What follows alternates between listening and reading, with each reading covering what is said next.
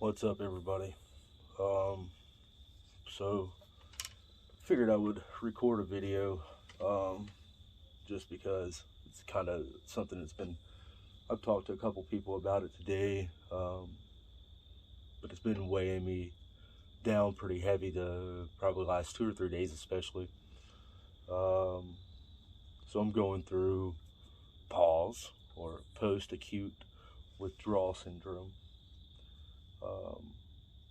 And everything, up until the last 4 or 5 days, pretty copacetic, no real issues, work's going fine, life on life's terms, if you will. Love the platitudes, all about them. But probably 2 days or so ago, I just started going through the physical withdrawals of coming off of alcohol, which has been 4 months roughly now at this point. And I've been here before in sobriety, but never quite this intense.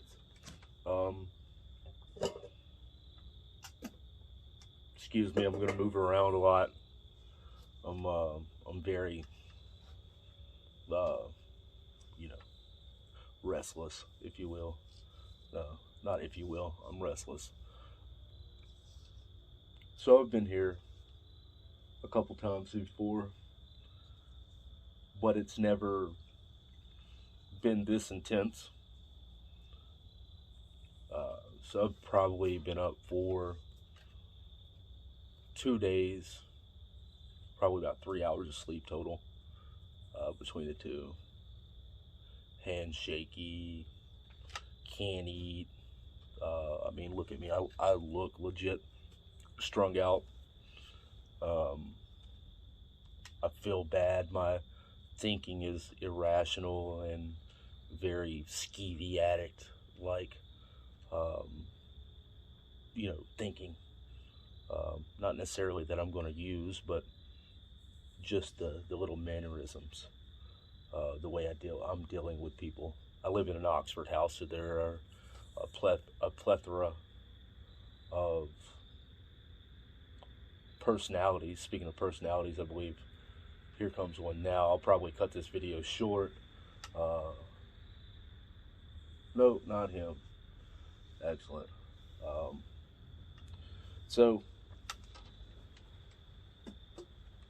plethora of personalities, and with that, you come conflict, and I think that PAWS is one of those things that is not talked about enough at all. A lot of times PAWS, from what I hear, has not been talked about at any. We go to these meetings and we talk about especially the first 3 steps for the newcomer meetings. But what we don't talk about is PAWS. We don't talk about that, you're going to be sitting at a red light and crying hysterically. Today I got up and I've been trying to really meditate and keep that practice. It brings me back to center, or whatever you want to call it. So a lot of times I use Archery for meditation. And I think, one, it has a lot of great insights to life. But it's a great litmus to your to meditation. Archery is, because if you're not present in the moment, all the principles of meditation, you're usually off of your mark. So I decided, it's Sunday. I've worked a 90-hour week, which is not advisable in early recovery at all. I am grateful to have a job and work for a great company, though. But I go set up my bag, my archery target, and uh, get my bow strung up. Uh, Beautiful vintage Grizzly Kodiak era 1952. Still shoots like a dream. Shoots better than I can. Um, Neither here nor there. Uh, and I go out and I shoot 2 or 3 arrows, and I'm hysterically just crying. And I'm crying because the last time I shot this bow, I wasn't picking arrows up. I wasn't pulling arrows out of my back pocket. My daughter always held my arrows for me. And, so now this thing that I seek solace in, that gives me some sort of meditation, just because I went from shooting my Ocala special to this bow, just brought back a lot of memories. Then I got to thinking about it's Thanksgiving. Well, what was I doing last Thanksgiving? I was in my empty house. As a matter of fact, Thanksgiving Day, I was in my house. I'd been up for 5 or 6 days. I had what was left of a eight ball of amphetamines and a handle of whiskey and music and a guitar, and just completely isolated. I didn't call anybody. And that was really, really, really, Thanksgiving Day of last year was a really big spiral down for me. And because of that, I got in that thought process of, and this is all in a matter of moments, like breath, like taking a few breaths. This is not sitting down and like developing a paper, like a, well thought out, plotted out paper. This is thinking goes to shit. So I'm, in the matter of time it takes me to sling a couple arrows, I go from my daughter. I wish my daughter was here. I miss my kids. I'm bawling. It's close to Thanksgiving. I don't feel like I'm any further ahead or in a better place, but I am. And I know that's my disease talking, because guess what?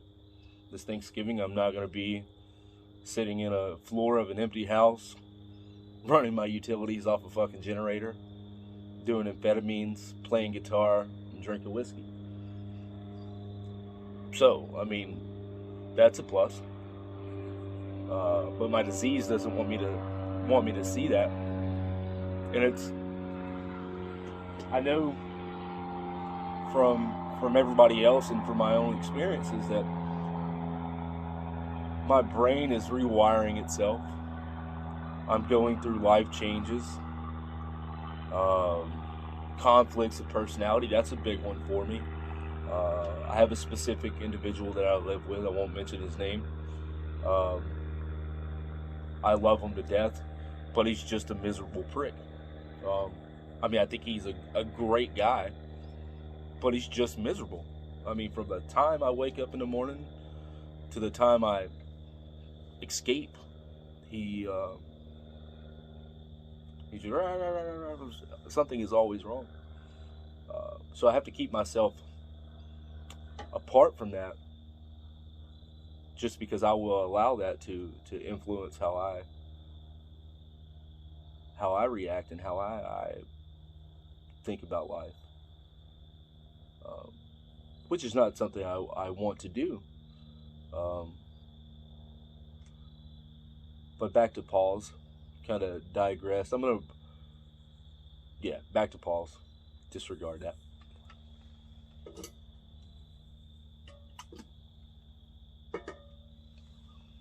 These are all thought processes that literally have taken a period of 45 seconds to transpire from I kind of miss my daughter, teary-eyed, to oh fuck, I'm not doing anything with my life. I'm not progressing.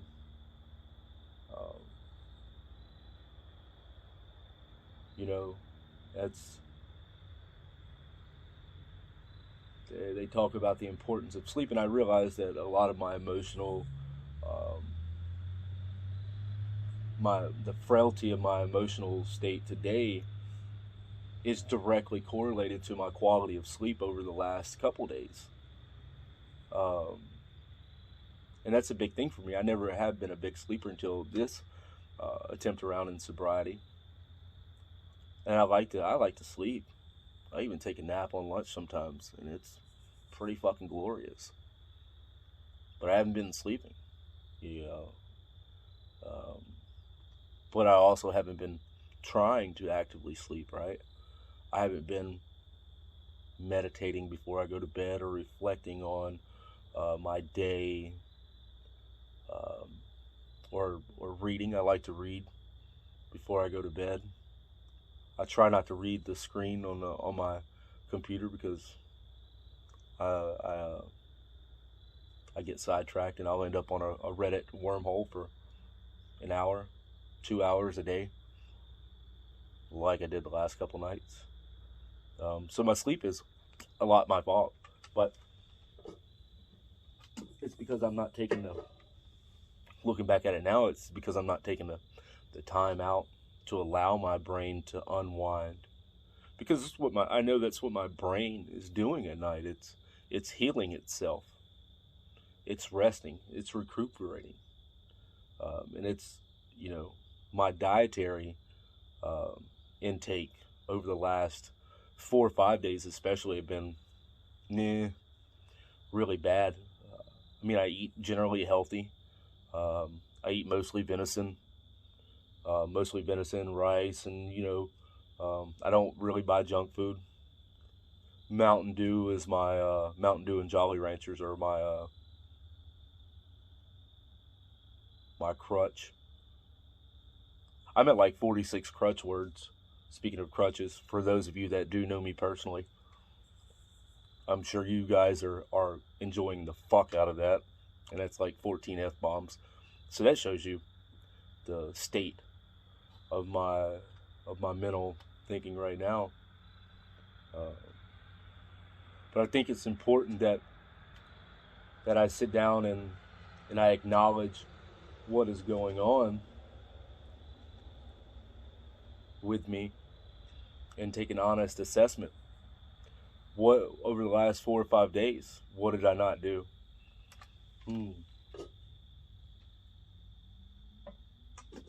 Last 4 or 5 days, I went to 2 or 3 meetings. 5 days, went to probably 3 meetings. I probably needed more. The let's call it last week, I haven't been calling people in recovery.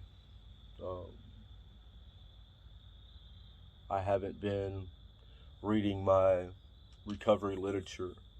I haven't been taking the time out in the morning to allow myself to meditate and pray.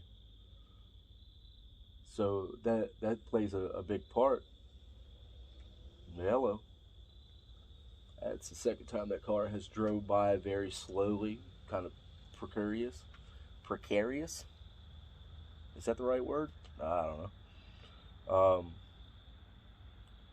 So I know over the last week, I haven't been doing the things that I know that I need to do to maintain a quality of life that I want.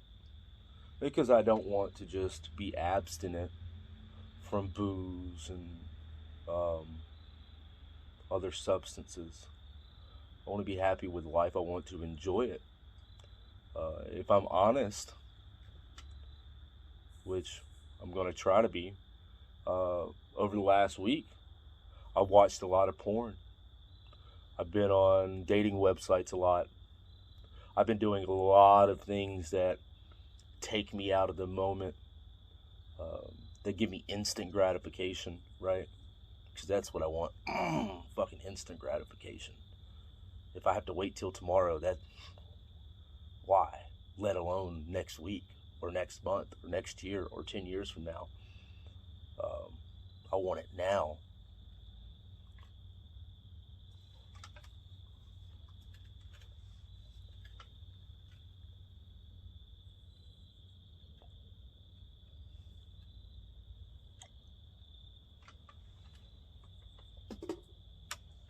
So I've been doing a lot of things and obsessing over things that are not necessarily important. When I actually, let me rephrase that. I've been obsessing and compulsing over things that are not important at all, things that are detrimental. The thing that I'm recording this device on is an absolute detriment to my quality of life. It is. It is the world's healthiest, it's the world's most powerful tool. It's a smartphone for you guys that aren't, and gals that aren't astute enough to pick that up. Because with it, I mean, I can look up literally any bit of information I want. Any bit of information. But with it, I can also make myself feel really, really good for a little bit of time. Really, really good. I can escape a reality that that I'm not comfortable with. And that's a relapse for me. That's a relapse. That's what took me out last time, is I stopped doing things that I knew were important to my quality of life and my quality of sobriety. So what I did, I kind of hit an emotional, with all that going on today, I kind of hit the emotional wall. I was like, I can't go. I need to go lay down. That's all I could do. And I think sometimes I don't, let me use I statements, right? A lot of times I don't think that is an acceptable thing to do, is to just go lay down and rest. Because if you're tired, maybe it's your mind and your body and your spirit telling you that you're tired. It is me. So I laid down. I think that was more out of my body and my mind just giving up after a couple, 2.5, 3 days of no sleep. So I took probably a 4 or 5 hour nap. And I woke up and I'm still not 100%, but I made the conscious decision that I was going to go pick up my bow and I was going to go sit outside, and I just put a new string on this bow. So I'm tuning it and going through the process of getting it set up. I want to hunt with it before the end of the year is out. So I go out to the backyard, and I really enjoy archery. I enjoy all types of archery, especially bare bow, no sights, traditional archery. Now I do enjoy, slinging arrows out of a compound bow at 315 feet per second or greater now. But with this, there are a lot of good life lessons. And I probably shot for 2 or 3 hours earlier, and I didn't shoot the quantity of arrows that I normally would shoot. But what I did do is I used it as a meditation tool. So every time that I knocked an arrow, I ran through the gambit of things in my mind of what was going on directly in that moment. The click of the knock onto the arrow, the way my feet felt on the ground. Were there rocks under my feet? Were the birds behind me? Were the mockingbirds teasing the squirrels? Was the wind blowing? Which way was it blowing? Was it cool outside?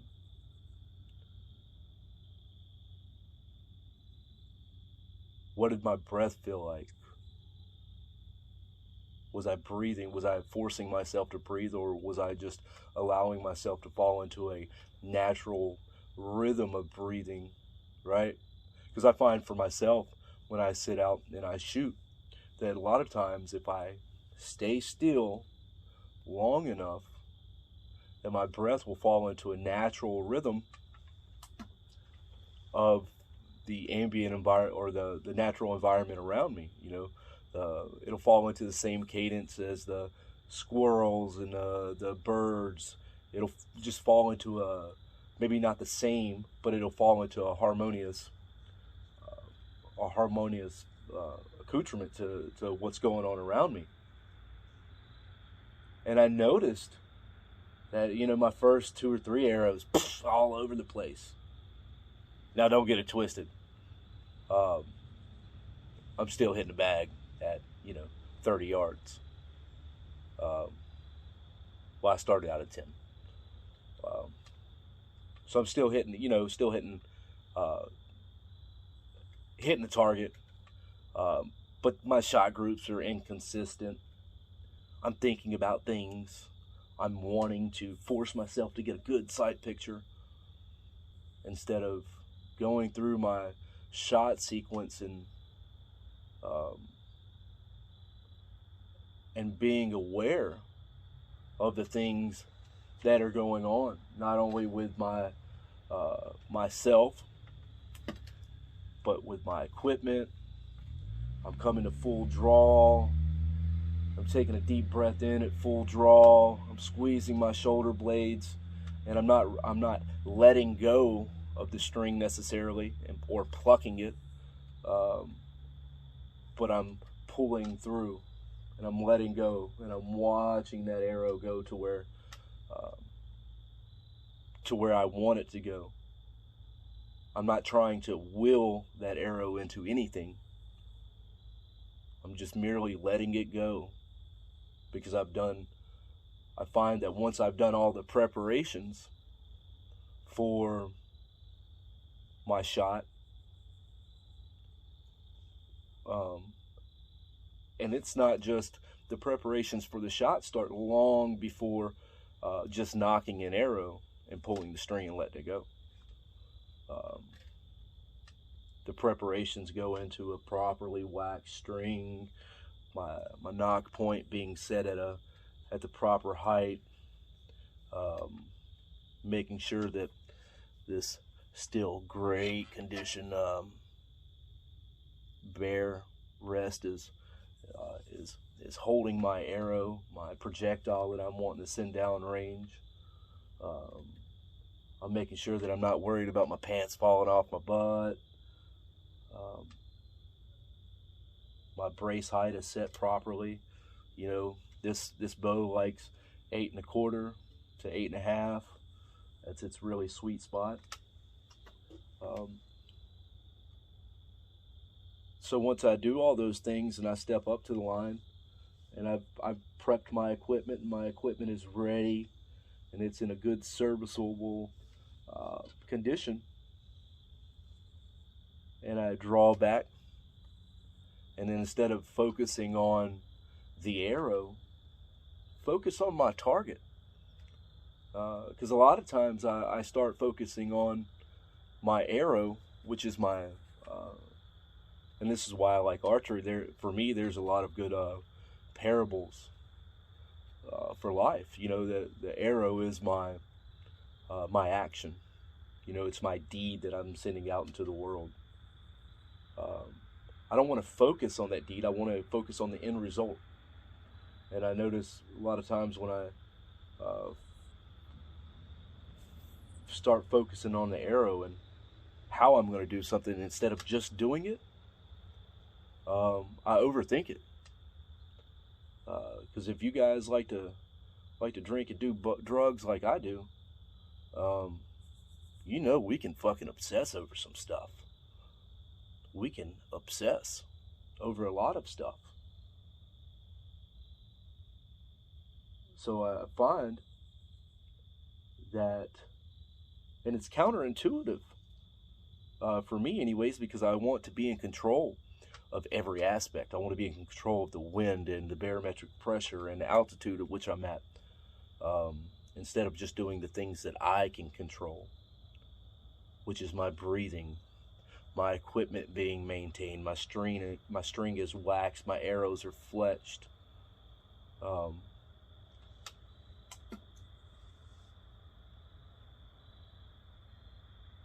And when I try to force control into it, I end up with what archers call target panic. And that's where I've done everything I think in preparation, and instead of trusting myself, I get to that critical moment of action and I start thinking about it. Sometimes that manifests itself in the term called buck fever, target panic. It's the same thing. But the long story short is, by the time I probably shot in 2 or 3 hours, I probably shot 4 dozen arrows. But what I did is, instead of shooting, what I would normally do is shoot 3-shot groups, I shoot 1 arrow. I walk down, I get that arrow, I think about what I did wrong, I reevaluate it, I come back, and I start that shot sequence all over again. And when I start that shot sequence over, it's very important that I remember my previous shot sequence, but that I don't harp on it. Because as soon as I harp on it, I forget about the things that I'm supposed to be doing now.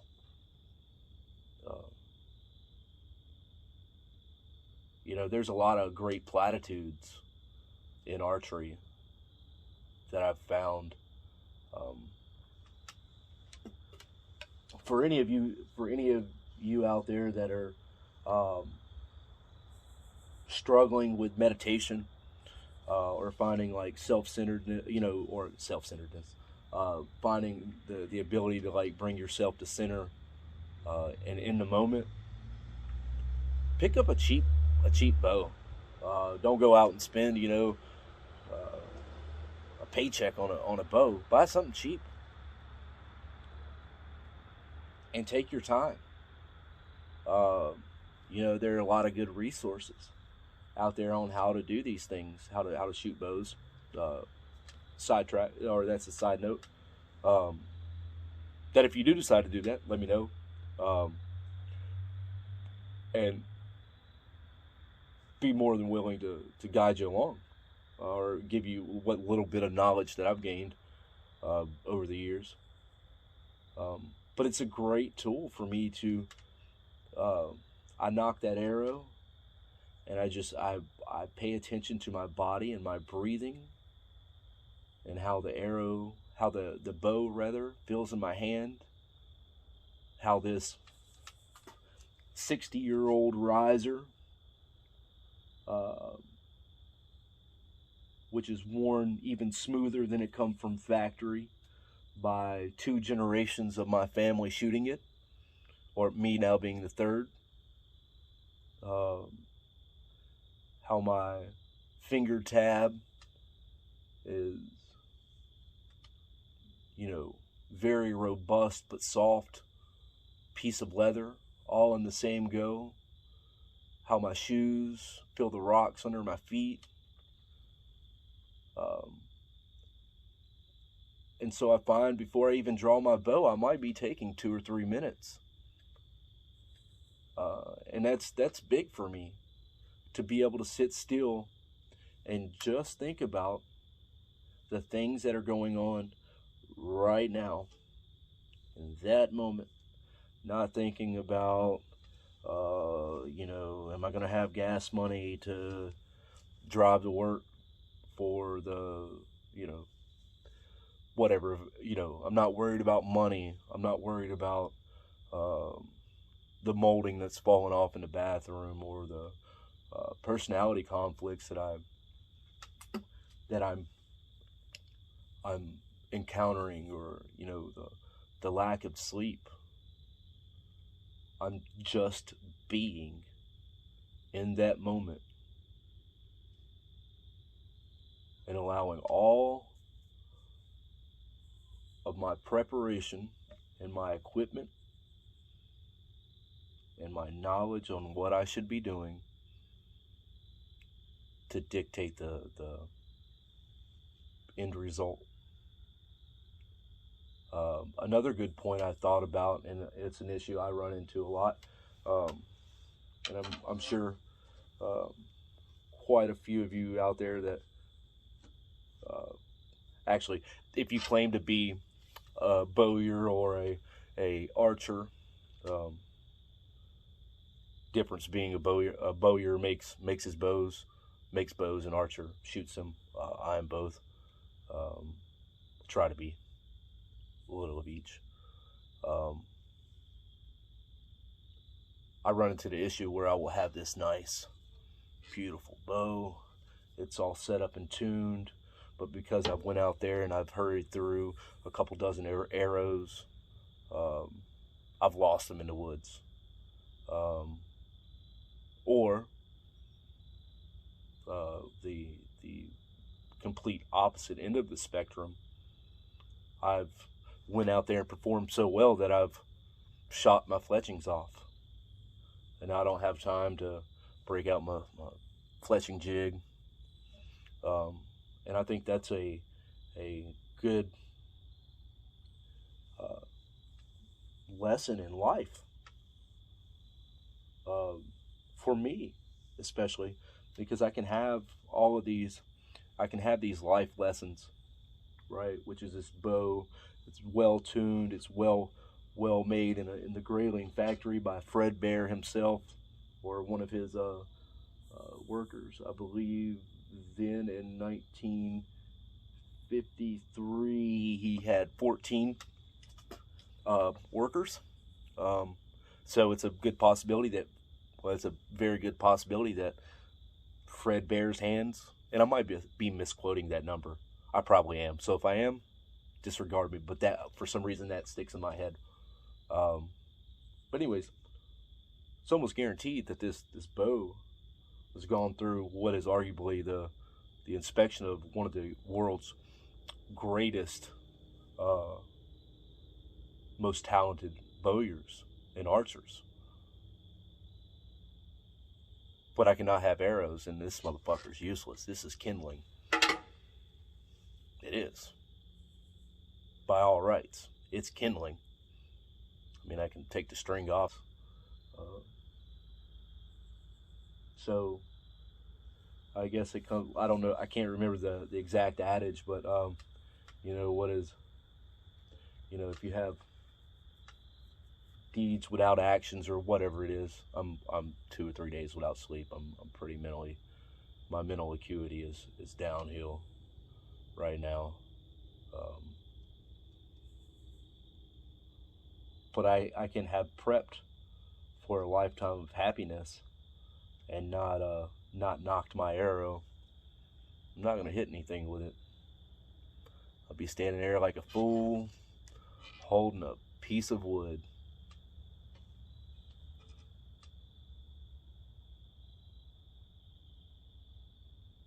But the meditation aspect of it is brilliant.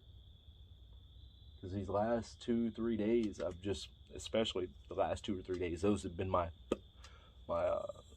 I've hit my valley of emotional, just,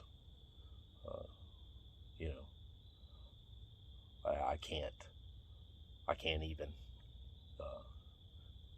as they say today.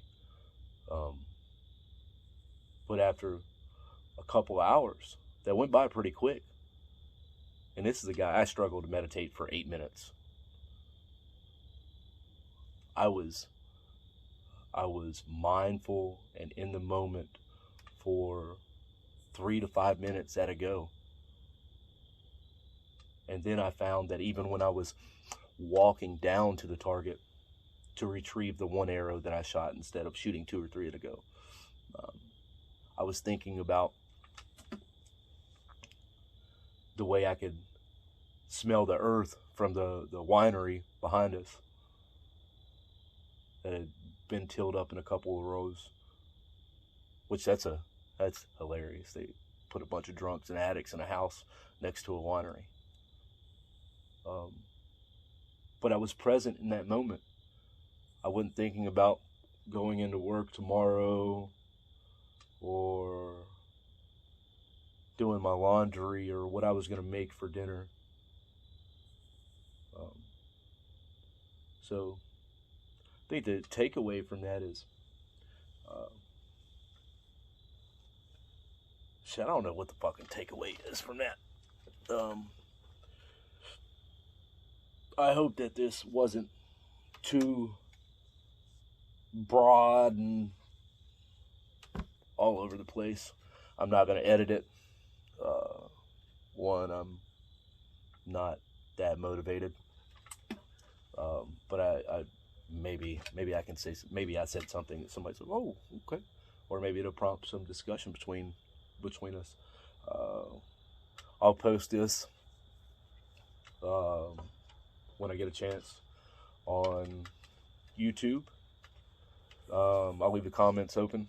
So the only thing I do ask is, you know, I'm not going to say keep it PG, but, you know, be civil, right? It's another thing that we as a society today have forgotten to do, is to be able to have open dialects with each other and be civil. And if nobody's told y'all tonight, I love you assholes.